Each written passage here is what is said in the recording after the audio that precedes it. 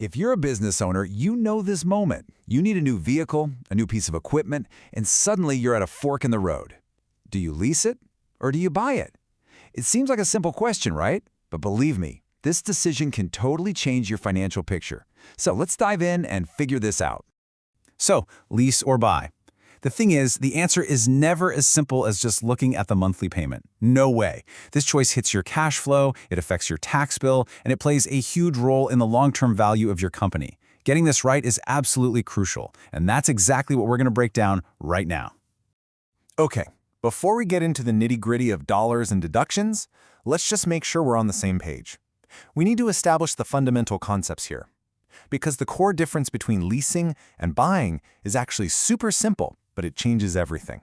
Think about it like this. Leasing is basically a long-term rental. You're paying for the right to use the asset. It's like renting an apartment.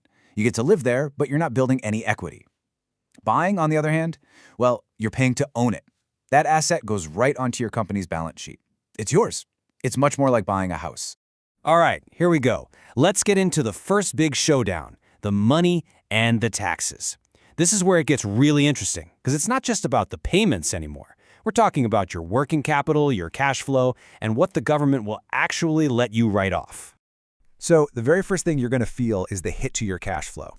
Leasing is awesome here because it often requires little or no money down. That keeps your cash free for, growing your business.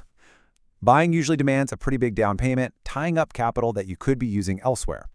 Plus, leasing gives you these nice, predictable monthly payments. When you buy, you're on the hook for all the maintenance, and those costs can get unpredictable and really expensive as the asset gets older.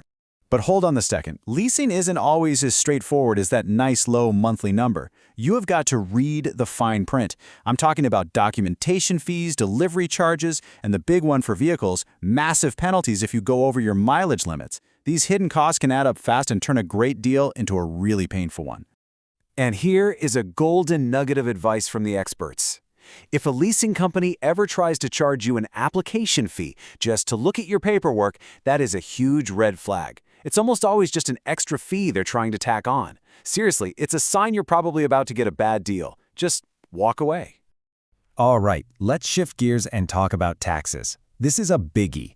The way you get an asset completely changes how you can deduct its cost on your tax return, and the rules are super specific. Now, with the lease, it seems really simple. You can usually deduct the whole monthly payment as a business expense. Easy, right? Well, not so fast. The Canada Revenue Agency, the CRA, puts a limit on how much of that lease payment you can actually deduct.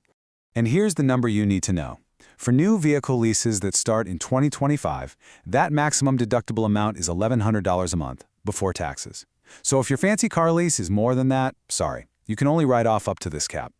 Now, if you buy the vehicle, the deductions are totally different. You don't write off the loan payment. Instead, you get to deduct two completely separate things. First, the interest you pay on the loan, and second, a part of the vehicle's value each year, which has a fancy name, Capital Cost Allowance, or CCA. And you guessed it, both of these have caps too. For any new car loans in 2025, the most interest you can deduct is capped at $350 per month.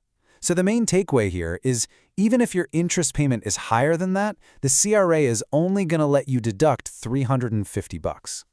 And for the depreciation, that CCA claim, you can only claim it on a maximum vehicle cost of $38,000 for passenger vehicles you get in 2025.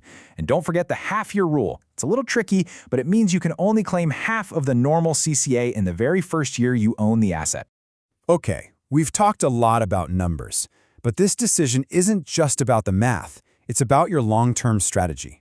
It's about risk, and it's about control. When you look at the big picture, who really comes out on top? This chart really lays it all out.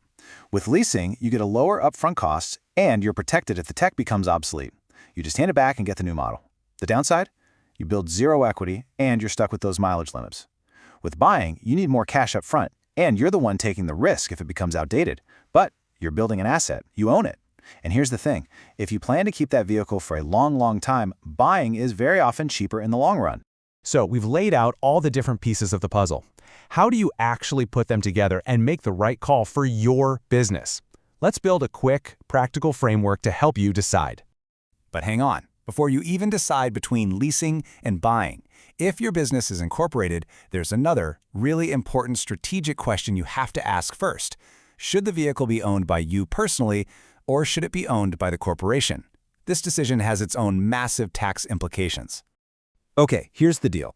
If you own the vehicle yourself, personally, the corporation can just pay you back using the official CRA mileage rate. That money comes to you tax-free, and it's super simple. You avoid any taxable benefit issues.